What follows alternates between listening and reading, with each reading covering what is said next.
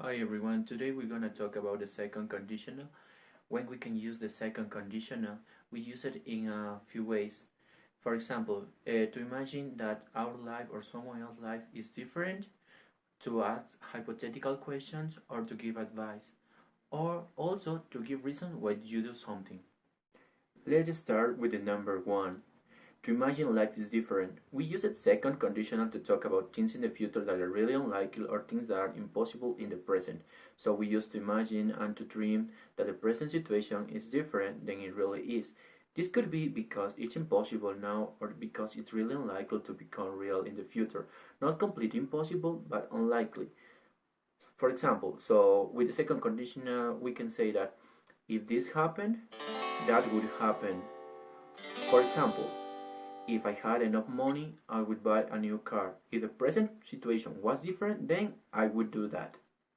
If I won the lottery, I would buy a new car.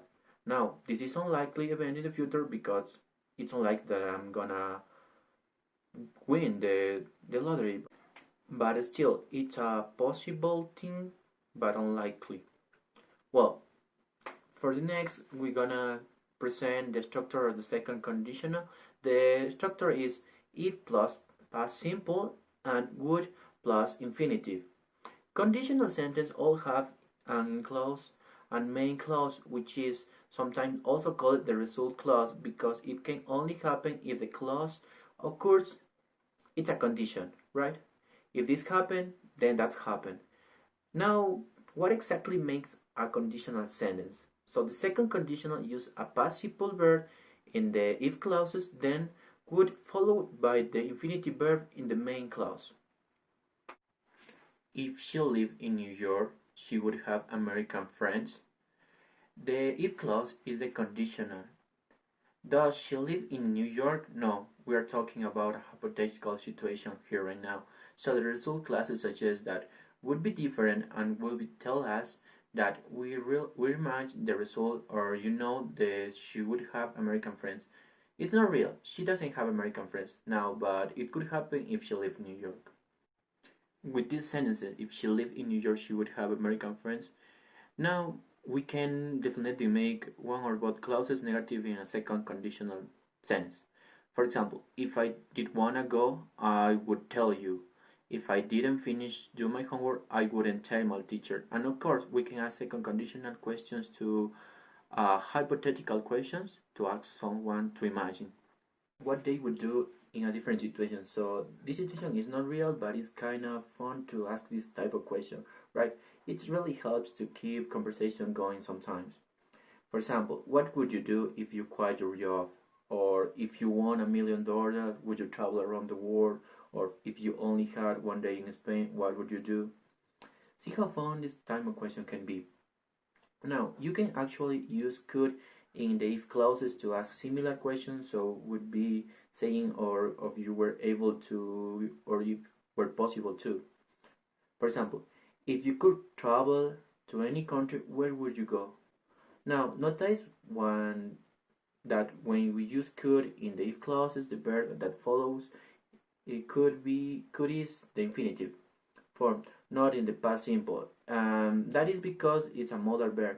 So according to the standard English grammar rule, after a modal verb, we always use the infinitive. Now we were talking about hypothetical question, but also we can use the second conditional to give advice. For example, if you think about it when someone asks you for advice, you usually try to imagine what would you do in their situation and then share with them. For example, if I were you, I'd talk to my boss before I quit my job. Or if I were he, I'd break up with her. So now, if you're wondering why in both of these examples I was using where with the subject I, and in the last way, we can use the second conditional to give a reason why. For example, when you can do something. In the last way, we can use the second conditional to give reasons why we or I can do something. I think you probably already noticed that English speakers are usually quite polite each other inside of just saying no. We often try to soften our responses by explaining why we can do something, and sometimes you might just want to explain more. And the second conditional can really help you to do this. So, for example, if I had money, I lend it you. I don't have to explain myself any further here, because this sentence already explains that I don't have the money so I can help, but it suggests that maybe I want to help, that maybe you would, that maybe I would if I could.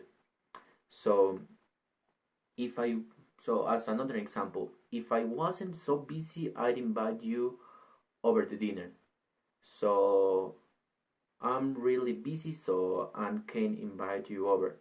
Yeah, that's it. I don't need to explain anything else. Now you have a better understanding about the second conditional. So please follow me to listen a song in which the second conditional is presented to us in multiple times. So maybe with this song you can understand better this topic.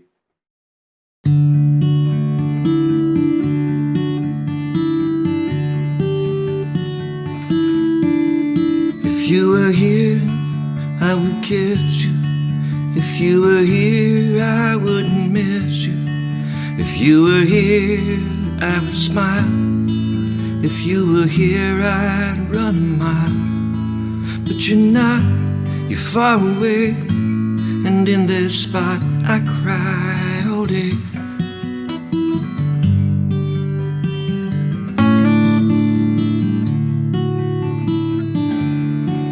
If you wanted a drink, I would buy it.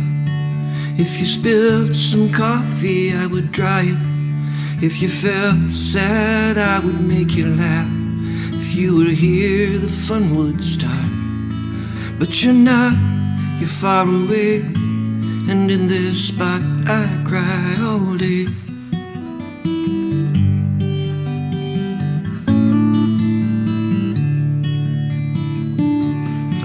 If you were here, I would kiss you. If you were here, I wouldn't miss you. If you were here, I would smile. If you were here, I'd run a mile. But you're not, you're far away. And in this spot, I cry all day. You're far away, and I cry all day.